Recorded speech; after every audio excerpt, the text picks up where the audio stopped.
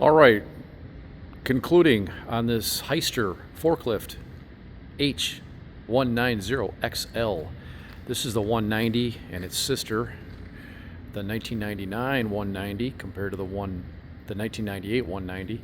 These are 190s. There's one down here we've reviewed before, way down there. That's a 155, and that one had a load height that would go up to 173 inches, and that's to the forks.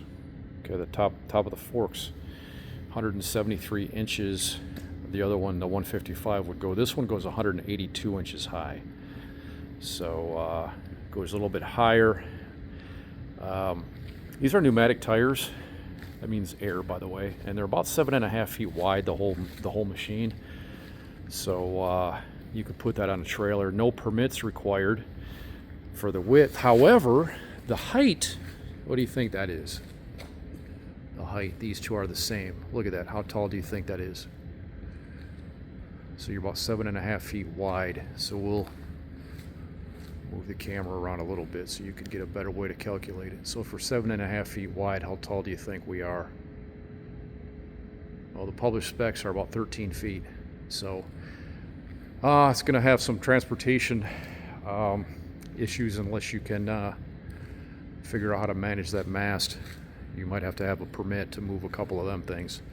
25,000 to 28,000 pounds is what they weigh, operating weight.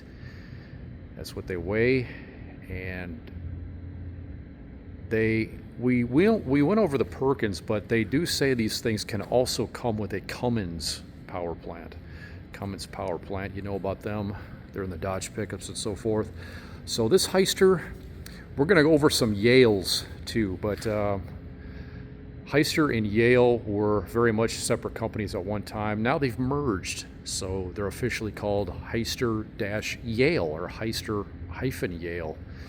You can look that up on the internet, but they continue to manufacture forklifts that say one name or the other, and they try to operate them as independent brands, even though they merged at one point kind of involuntarily. A company bought one and then later on bought the other and then spit it back out as Hyster Yale. So these two are Hysters, and the horsepower, if they're a Perkins, is in the 127 to 166 horsepower range. Just depends on which version of the 1006 power plant it has.